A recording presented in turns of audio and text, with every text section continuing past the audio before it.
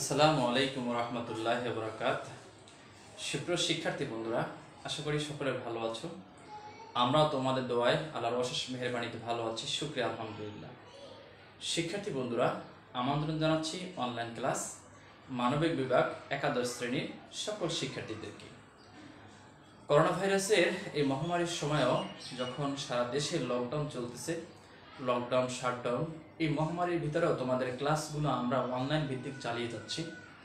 তারই ধারাবাহিকতার আলোকে আজকে আমরা তোমাদের সামনে উপস্থাপন করব সমাজকর্ম প্রথম পত্র ক্লাস মানবিক বিভাগের একাদশ শ্রেণীর যত শিক্ষার্থীরা আছো সকলের জন্য এই ক্লাসটি মনোযোগ সহকারে দেখবে এবং তোমরা উপকৃত হবে আশা করি। শিক্ষার্থী বন্ধুরা, আমরা এই পুরো ক্লাসটা জুড়ে আমরা আজকে আলোচনা করব গত ক্লাসের ধারাবাহিকতার আলোকে। আজকে এই ক্লাসটা স্পন্সর করতেছি আলামিন একাডেমি স্কুল অ্যান্ড কলেজ ছাত্রী শাখার সৌজন্যে। আজকের এই ক্লাসের শিক্ষার্থী বন্ধুরা, তোমরা যে বিষয়টা জানতে পারবে সেটা হচ্ছে সমষ্টি সমাজকর্ম কাকে বলে, সমষ্টি কি, সমষ্টি সমাজকর্ম কয় ধরনের ও কি কি, এই বিষয়গুলো নিয়ে আজকে তোমাদের সামনে আলোকপাত করব। শিক্ষার্থী বন্ধুরা, আশা করি তোমরা পুরো সময়টা জুড়ে আমার সাথে থাকবে। তাহলে আমরা হেডিংয়ে দিয়েছি সমষ্টি সমাজকর্ম। সমষ্টি সমাজকর্ম যদি আমরা আলোচনা করি তাহলে দুইটা প্রত্যয় কিন্তু জায়গা আছে, একটা হচ্ছে সমষ্টি, একটা হচ্ছে কর্ম সমাজকর্ম। তাহলে সমষ্টি নিয়ে যদি আমরা আগে আলোচনা করি তাহলে সমষ্টি কাকে বলে সেটা আমাদের জানতে হবে যে সমষ্টি কাকে বলে। আচ্ছা, সমষ্টি মানে কি? একত্র, যেটা কমিউনিটি গ্যাদার করা হয়, যখন অনেকগুলো জনগোষ্ঠী একত্রে হয় সেটাকে সমষ্টি বলে। আমরা জানি মানুষ একাকী বসবাস করতে পারে না, তারা সংঘবদ্ধভাবে বসবাস করতে পছন্দ করে। মানুষ যখন সংঘবদ্ধভাবে বসবাস করে সেটা যে একটা সমষ্টি, একটা কমিউনিটি এরিয়া তৈরি হয়, সেটাকে আমরা সমষ্টি বলি। আবার সমষ্টি কাকে বলে সঙ্গে আমরা যাই, তাহলে সমষ্টি হলো সেসব জনগোষ্ঠী যারা অভিন্ন লক্ষ্য অর্জনের জন্য একটি নির্দিষ্ট ভৌগোলিক এলাকায় স্থায়ীভাবে বসবাস করে। অর্থাৎ আমরা যে এলাকায় বসবাস করি, তোমরা যে এলাকায় বসবাস করো, একটা নির্দিষ্ট এলাকায় ভূখণ্ডের ভিতরে একদল জনগোষ্ঠী অভিন্ন লক্ষ্য অর্জনের জন্য যে বসবাস যে করে সেটাকে আমরা সমষ্টি হিসাবে আখ্যায়িত করে থাকি। তাহলে সমষ্টি কাকে বলে সংজ্ঞা যদি আসি তাহলে আমরা কি বলতে পারি সমষ্টির সংজ্ঞায়? যে সমষ্টি হলো সেসব জনগোষ্ঠী, আমি বোর্ডে লিখে দিছি, সমষ্টি হলো যেসব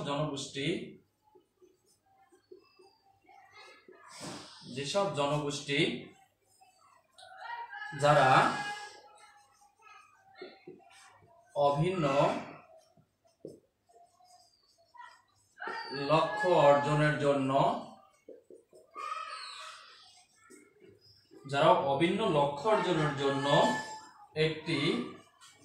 একটি নির্দিষ্ট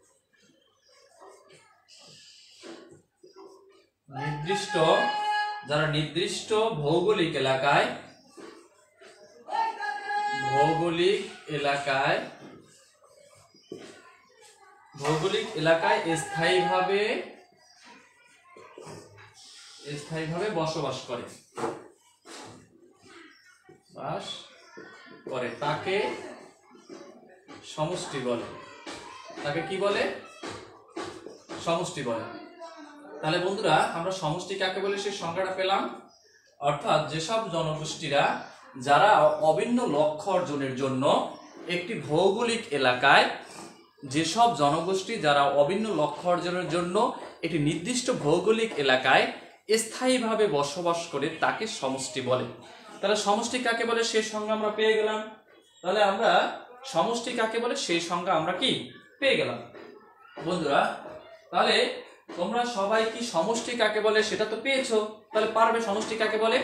যেসব জনগোষ্ঠী যারা অভিন্ন লক্ষ্য অর্জনের জন্য একটি নির্দিষ্ট ভৌগোলিক এলাকায় স্থায়ীভাবে বসবাস করে তাকে সমষ্টি বলে। তাহলে সমষ্টি কাকে বলে সেই সংজ্ঞাটা আমরা কি পেয়ে গেলাম।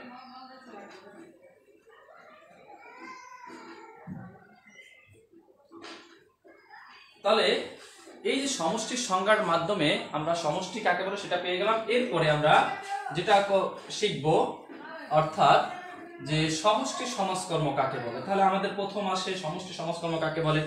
দেখো বন্ধুরা, সমষ্টি সমাজকর্ম কাকে বলে প্রথমে আমরা শিখবো সমষ্টি সমাজকর্ম কাকে বলে। তো সমষ্টির সংজ্ঞা শেখার পরেই আমরা শিখব সমষ্টি সমাজকর্ম কাকে বলে।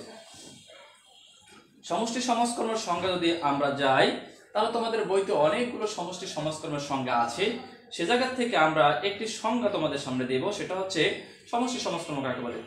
সমষ্টি সমাজকর্ম হলো সমাজকর্মের জ্ঞান। সমষ্টি সমাজকর্ম হলো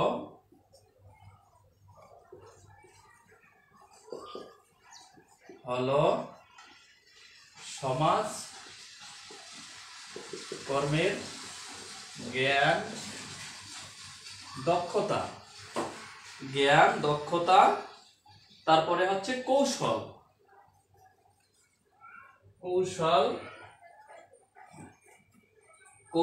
প্রয়োগের মাধ্যমে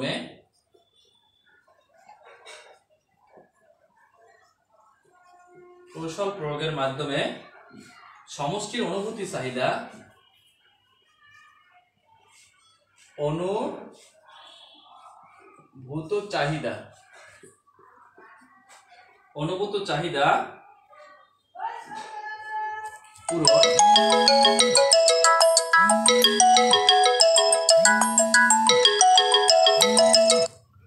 অনুভূত চাহিদা পূরণ, তারপরে হচ্ছে সমষ্টির অনুভূত চাহিদা পূরণ, তারপরে কি হয়েছে সমষ্টির অনুভূত চাহিদা পূরণ, তারপর সমস্যার যথাযথ সমাধান প্রদানের লক্ষ্যে সমষ্টির উন্নয়ন ও অগ্রগতির ধারা বজায় রাখা।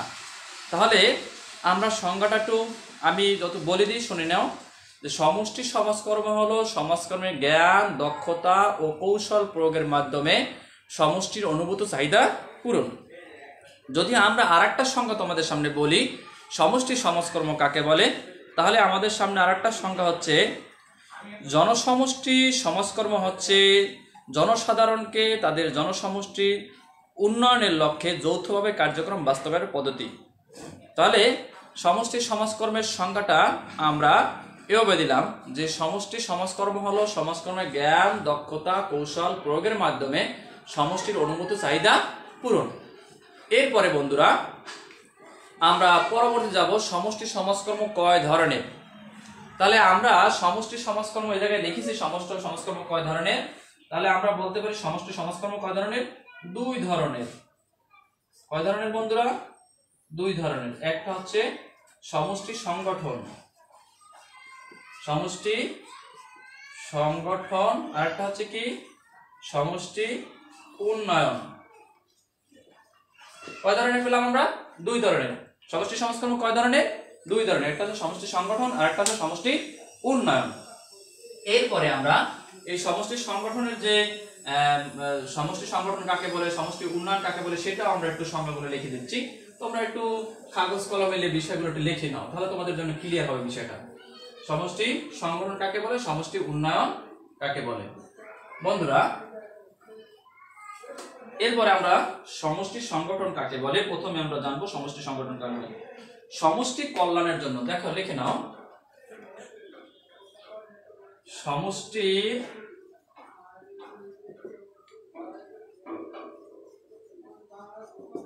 সমষ্টির কল্যাণের জন্য সুপরিকল্পিত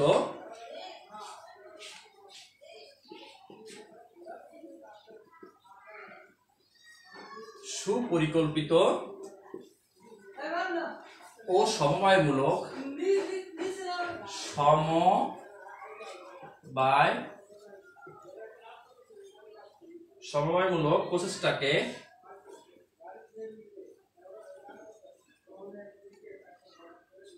প্রচেষ্টাকে সমষ্টি সংগঠন বলে।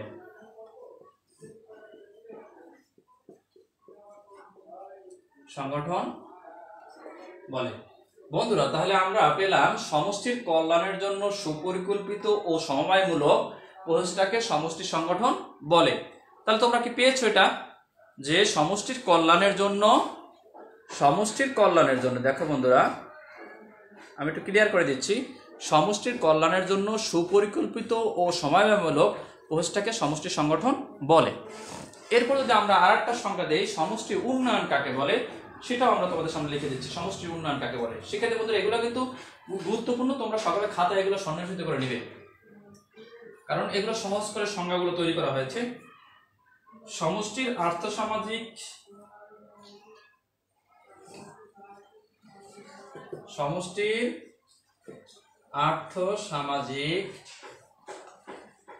আর্থসামাজিক ইতিবাচক পরিবর্তনের লক্ষ্যে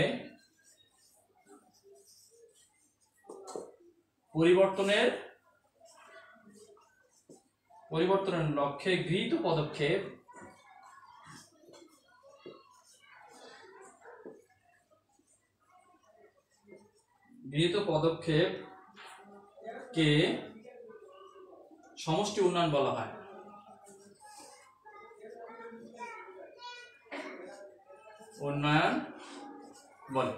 তাহলে দেখো দুইটা সঙ্গে আমরা কিন্তু দিয়ে দিলাম, একটা হচ্ছে সমষ্টি সংগঠন আর একটা হচ্ছে সমষ্টি উন্নয়ন। তাহলে সমষ্টি উন্নয়ন কাকে বলে? সমষ্টির আর্থসামাজিক ইতিবাচক পরিবর্তনের লক্ষ্যে গৃহীত পদক্ষেপকে সমষ্টি উন্নয়ন বলে। আমি আবার সংখ্যাটা বলতেছি, সমষ্টির আর্থসামাজিক ইতিবাচক পরিবর্তনের লক্ষ্যে গৃহীত পদক্ষেপকে সমষ্টি উন্নয়ন বলা হয় থাকে। অর্থাৎ যে সমষ্টিটা আছে, আমাদের জনগোষ্ঠীটা আছে, নির্দিষ্ট ভৌগোলিক এলাকায় যারা বসবাস করে, তাদের আর্থসামাজিক যে পরিবর্তন, সে পরিবর্তন কেমন হবে? ইতিবাচক পরিবর্তনের লক্ষ্যে যে পদক্ষেপ গ্রহণ করা হবে, যে কৌশল অবলম্বন গ্রহণ করা হবে, যে পদ্ধতি গ্রহণ করা হবে, তাকে সমষ্টি উন্নয়ন বলা হয়ে থাকে।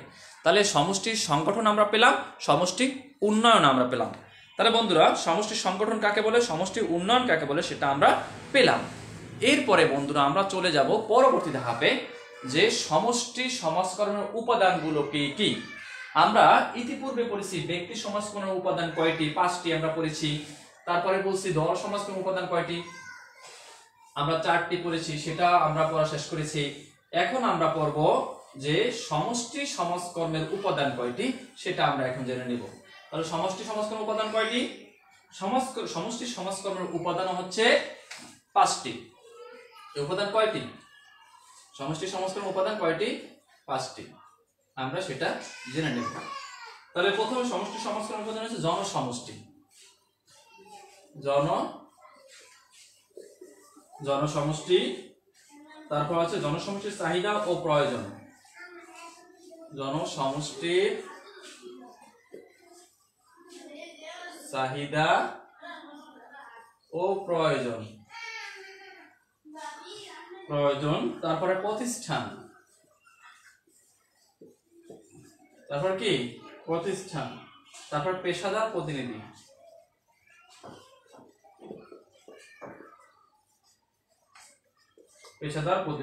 তারপর হচ্ছে প্রক্রিয়া। তাহলে দেখো কয়টা হলো আমাদের সমষ্টি সমাজকর্ম উপাদান কয়টি? সমষ্টি সমাজকর্ম উপাদান হচ্ছে 5টি। একটা হচ্ছে জনসমষ্টি, আর একটা হচ্ছে জনসমষ্টির চাহিদা ও প্রয়োজন, তারপরে প্রতিষ্ঠান, তারপর পেশাদার প্রতিনিধি, তারপরে প্রক্রিয়া। এটা যদি আমরা একটু আলোচনা করি, তাহলে জনসমষ্টি বলতে আমরা কি বুঝি?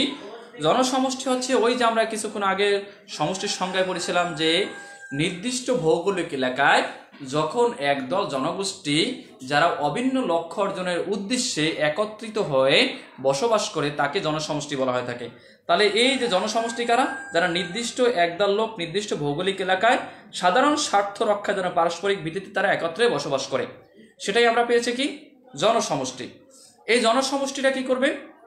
তারা নির্দিষ্ট এলাকার জনগণ তারা একই অভিন্ন লক্ষ্য অর্জনের জন্য তারা একত্রে এক এলাকায় বসবাস করবে। এদের ভিতরে বিভিন্ন স্বার্থ সংশ্লিষ্ট কি থাকবে? যে জীবনধারা, তারপর আছে সামাজিক বন্ধন, আত্মীয়তা, পারস্পরিক নির্ভরশীলতা ইত্যাদির ভিতরে থাকবে। 2 নম্বরে আমরা 2 নম্বরে কি পড়েছি? 2 নম্বরে আমরা লিখেছি যে জনসমষ্টির চাহিদা ও প্রয়োজন। জনসমষ্টির চাহিদা ও প্রয়োজন আমরা পড়েছি, অর্থাৎ সমষ্টি সমাজকর্মের উপাদান। জনসমষ্টির চাহিদা ও প্রয়োজন। দেখো বন্ধুরা, 2 নম্বরে জনসমষ্টির চাহিদা ও প্রয়োজন হচ্ছে তুমি যে এলাকার কথা বলেছো, যেই জনগোষ্ঠীর কথা বলা হয়েছে, জনসমষ্টির কথা বলা হয়েছে, তাদের বিভিন্ন ধরনের চাহিদা থাকতে পারে, তাদের প্রয়োজন দেখা দিতে পারে। সেই প্রয়োজন অর্থাৎ সমষ্টি জনগণের চাহিদা, অনুভূত চাহিদা ও প্রয়োজনই মূলত জনসমষ্টির চাহিদা ও প্রয়োজন। তবে এই চাহিদা ও প্রয়োজন অবশ্যই সমষ্টির সবার জন্য সমানভাবে কল্যাণকর হতে হবে। যে চাহিদাটা হবে সেটা সমানভাবে সকলের জন্য কল্যাণকর হতে হবে, সকলের জন্য মঙ্গলকর হতে হবে। এটা কোনো ব্যক্তি বা গোষ্ঠীর জন্য একাত্তর জন্য হবে, যেই জনসমষ্টি এরিয়ার জন্য হবে সবার জন্য ইকুয়াল, সবার জন্য সমান থাকতে হবে। জনসমষ্টির চাহিদা ও প্রয়োজন সমূহ বহুমুখী ও বিচিত্র হয়ে থাকে। এই চাহিদা ও প্রয়োজন অনেক সময় সমষ্টির সদস্যদের ব্যক্তিগত ও দলীয় চাহিদার সাথে সম্পৃক্ত থাকে। তারপরে 3 নম্বরে আমরা যেটা করেছি সেটা হচ্ছে প্রতিষ্ঠান বা এজেন্সি। যে এজেন্সির মাধ্যমে সাহায্য সহযোগিতা করা হবে জনসমষ্টিকে, যাদের মাধ্যমে সেবা দেওয়া হয়ে থাকবে, সেই এজেন্সি তাকে সমষ্টির সমস্যা সমাধান, তারপরে হচ্ছে উন্নয়ন প্রক্রিয়ার পরিচালিত হয় বিভিন্ন ধরনের মাধ্যমে। এই প্রতিষ্ঠানগুলো সাধারণত সরকারি বা বেসরকারি পর্যায়ে হয়ে থাকে। যে এজেন্সিগুলো হয় সরকারি এজেন্সি হতে পারে, বেসরকারি এজেন্সিও হতে পারে। তবে প্রতিষ্ঠানের সফলতা নির্ভর করে প্রতিষ্ঠান আনুষ্ঠানিক না আনুষ্ঠানিক, সরকারি না বেসরকারি, একমুখী না দ্বিমুখী বা বহুমুখী, প্রতিষ্ঠানের পারস্পরিক অবস্থা, প্রতিষ্ঠানের সাংগঠনিক কাঠামো ইত্যাদির মাধ্যমে কিন্তু এই প্রতিষ্ঠানটা কি পরিচালিত হয়ে থাকে। তাতে প্রতিষ্ঠানটা কেমন ধরনের হবে? সরকারি হতে পারে বা বেসরকারিও হতে পারে। এরপরে 3 নম্বরে আছে প্রফেশনাল রিপ্রেজেন্টেটিভ, অর্থাৎ পেশাদার প্রতিনিধি। 3 নম্বরে পেশাদার প্রতিনিধি। তো পেশাদার প্রতিনিধি সমষ্টি সমাজকর্মের পেশাদার প্রতিনিধি বা সমাজকর্মী সে থাকবে, সে সমাজকর্মের জ্ঞান, দক্ষতা, নৈপুণ্যতা, তার যে প্রজ্ঞা, তার যত কিছু আছে, যত প্রশিক্ষণ সে নিয়েছে সমাজকর্মের মাধ্যমে, সেগুলো সে উপস্থাপন করে সমস্যা সমাধান করবে। কার সমস্যা সমাধান করবে? সমষ্টির সমস্যা সমাধান করবে। তাহলে প্রফেশনাল রিপ্রেজেন্টেটিভ, পেশাদার প্রতিনিধি যে হবে, তার জ্ঞান দক্ষতার উপর নির্ভর করে সে জনসমষ্টির যে চাহিদা এবং প্রয়োজন যা আছে সেটা পূরণ করার চেষ্টা চালাবে। তারপর হচ্ছে প্রক্রিয়া, যেটাকে আমরা সর্বশেষ বলি প্রসেস। এই প্রক্রিয়ার মাধ্যমে বলতে পারি যে প্রক্রিয়া বলতে সমষ্টির সমস্যা সমাধান বা উন্নয়নের ব্যবহৃত প্রক্রিয়াকে বোঝানো হয়েছে। এখানে জনসমষ্টির চাহিদা ও প্রয়োজন সম্পর্কে যথাযথ অনুধান ও অনুসন্ধানের মাধ্যমে যথাযথ প্রয়োজন নিরূপণ করা হয়। তাহলে এই প্রসেসটা কি হবে? যে প্রসেসের মাধ্যমে সমস্যাগ্রস্ত ব্যক্তির সমস্যা সমাধান চালানো হবে, সমস্যাগ্রস্ত জনসমষ্টির সমস্যা সমাধান প্রচেষ্টা চালানো হবে। তাহলে শিক্ষার্থী বন্ধুরা, আজকে আমরা চেষ্টা করলাম যে সমষ্টি কাকে বলে, সমষ্টি সমাজকর্ম কাকে বলে, সমষ্টি সমাজকর্ম কয় ধরনের ও কি কি, প্রত্যেক প্রকারের সংজ্ঞা, যেমন সমষ্টি সংগঠন কাকে বলে, সমষ্টি উন্নয়ন কাকে বলে, এরপরে সমষ্টি সমাজকর্ম উপাদানগুলো কি কি, যেমন জনসমষ্টি, জনসমষ্টির চাহিদা ও প্রয়োজন, প্রতিষ্ঠান, পেশাদার প্রতিনিধি, প্রক্রিয়া, এই বিষয়গুলো নিয়ে তোমাদের সামনে এতক্ষণ আলোকপাত করলাম। শিক্ষার্থী বন্ধুরা, আজকে যে বিষয়গুলো তোমাদের সামনে আলোকপাত আমি করলাম সেগুলো তোমরা আসলে এক এক করে মনে হয় বুঝে আসছে। তাহলে এই বিষয়গুলো নিয়ে আজকে পাঁচটা ছয়টা বিষয় নিয়ে তোমাদের সামনে আলোকপাত করেছি। যেমন সমষ্টি কাকে বলে প্রথমে পড়ছিলাম, তারপর সমষ্টি সমাজকর্ম কাকে বলে, তারপর সমষ্টি সমাজকর্ম কয় ধরনের ও কি কি ব্যাখ্যা, সমষ্টি সংগঠন কাকে বলে, সমষ্টি উন্নয়ন কাকে বলে, আবার সমষ্টি সমাজকর্ম উপাদানগুলো কি কি সেগুলো নিয়ে আজকে আমরা আলোচনা করলাম। আশা করি এই জায়গা থেকে কিছু হলে তোমরা উপকৃত হয়েছো এবং এই জায়গা থেকে কিছু হলে তোমরা অনুধাবন করতে সক্ষম হয়েছো। শিক্ষার্থী বন্ধুরা, তাহলে আজকে আমরা এই কষ্ট করে হলো আমরা বাসায় থেকে লাইভ ক্লাস করে তোমাদের চেষ্টা করতেছি, তোমাদের আসলে পড়াশোনার জন্য একটু সফলতা আসে, সেই চেষ্টাগুলো আমরা অব্যাহত রেখে যাচ্ছি। তোমরাও কিন্তু বাসায় আসলে ভিডিওগুলো দেখবে এবং বইয়ের সাথে মিলিয়ে পড়ার চেষ্টা করবে, তাহলে তোমরা জায়গা থেকে কিছু উপকৃত হবে আশা ব্যক্ত করি। যদি তোমরা সেটা দেখো এবং তোমরা এটাকে পাশা অধ্যয়ন করো, তাহলে আমাদের এই প্রচেষ্টা সার্থক হবে বলে গণ্য হবে, সেটা মনে করি। শিক্ষার্থী বন্ধুরা, সকলে ভালো থাকবে, সুস্থ থাকবে এবং করোনা ভাইরাস থেকে দূরে থাকবে, সবাই বাবা মার কথা শুনবে, পরিষ্কার পরিচ্ছন্ন থাকবে, সবাই ভালো থাকবে, এই প্রত্যাশা ব্যক্ত করে আজকের জন্য এখানেই লাইভ ক্লাস শেষ। সবাই ভালো থাকো, আল্লাহ হাফেজ, আসসালামু আলাইকুম ওয়া রাহমাতুল্লাহি ওয়া বারাকাতুহু।